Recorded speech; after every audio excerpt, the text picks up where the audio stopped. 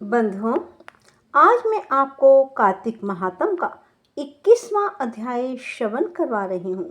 बोलो विष्णु भगवान की जय, लक्ष्मी माता की जय। राजा पृथु ने पूछा, हे नारद जी, कृपा करके अन्नकूट और गोवर्धन का महात्म कहिए। तब नारद जी कहने लगे, कार्तिक सुदी एकम को गोवर्धन पूजा और अन्नकूट होता है। इस दिन पृथ्वी पर गोबर का गोवर्धन बनाकर उनका पूजन करें, फिर अन्नकूट बनाएं।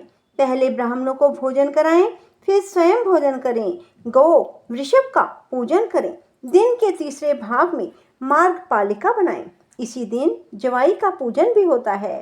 पृथु पूछने लगे, हे नारद जी, सर्वप्रथम यह पूजन किसने किया, यह कहिए। तब नारद जी बोले, समुद्र मंथन के समय जब लक्ष्मी जी समुद्र से उत्पन्न हुई, तब वे विष्णु से ब्याही गई। इससे आनंदित होकर समुद्र ने भगवान की स्तुति की। तब विष्णु भगवान ने कहा, वरदान मांगो। यह सुनकर समुद्र ने कहा, हे भगवान, आप लक्ष्मी जी सहित मेरे यहाँ निवास करो। तब विष्णु जी ने कहा, ऐसा ही होगा। उसी दिन से दामाद का पूजन आरंभ हुआ। जो कोई कार्तिक सुदी एकम को दामाद का पूजन करता है, वह सब पापों से छूट जाता है।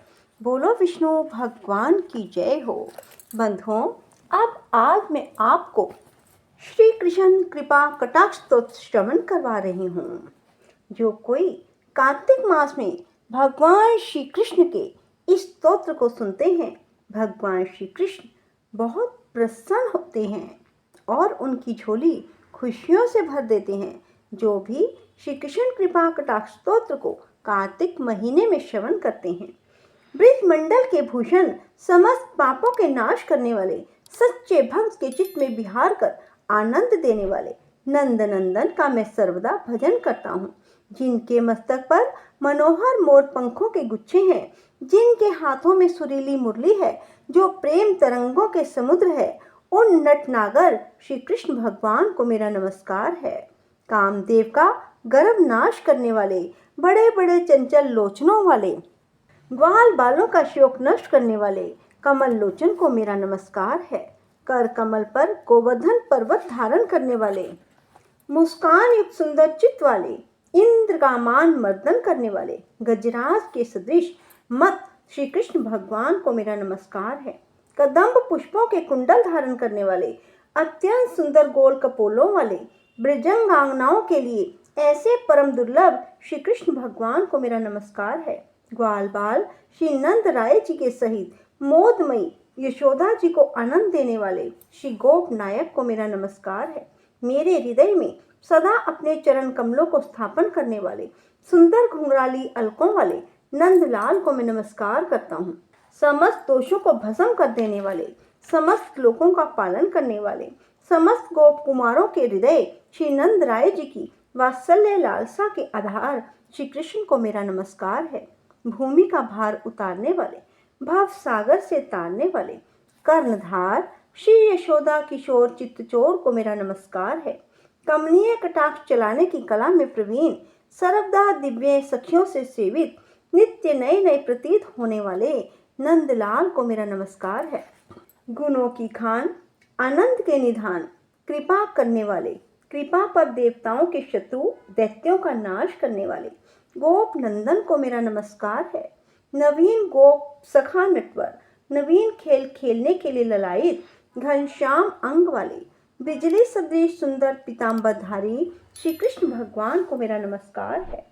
समस्त गोपों को आनंदित करने वाले, हृदय कमल को प्रफुल्लित करने वाले, निकुंज के बीच में विराजमान, प्रसन्न मन, सूर्य के समान प्रकाशमान श्री कृष्ण भगवान को मेरा नमस्कार है।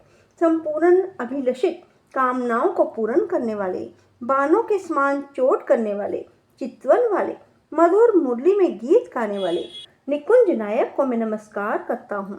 चतुर गोपिकाओं की मनोक के तलप पर शयन करने वाले, कुंज भवन में बड़ी हुई विरह अग्नि को पान करने वाले, श्री विश्व भानु किशोरी की अंग कांति से जितने अंग झलक रहे हैं, जिनके नेत्रों में अंजन शोभा दे रहा है, गजराज को मोक्ष देने वाले, श्री जी के साथ विहार करने वाले श्री कृष्ण चंद्र भगवान को मेरा नमस्कार है।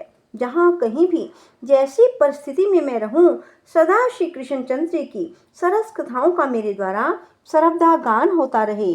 बस ऐसी कृपा रहे। श्री कृष्ण कृपा कटाक्ष स्त्रोत और श्री राधा कृपा कटाक्ष स्त्रोत, इन दोनों सिद्ध स्तोत्रों को जो प्रातःकाल उठकर भक्ति भाव निश्चित होकर नित्य पाठ करते हैं, उनको ही साक्षात श्री कृष्ण चंद्र मिलते हैं।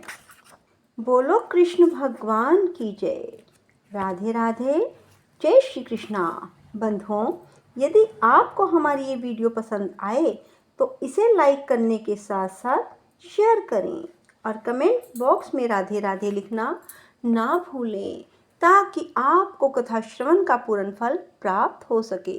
राधे राधे। जय श्री कृष्णा। धन्यवाद।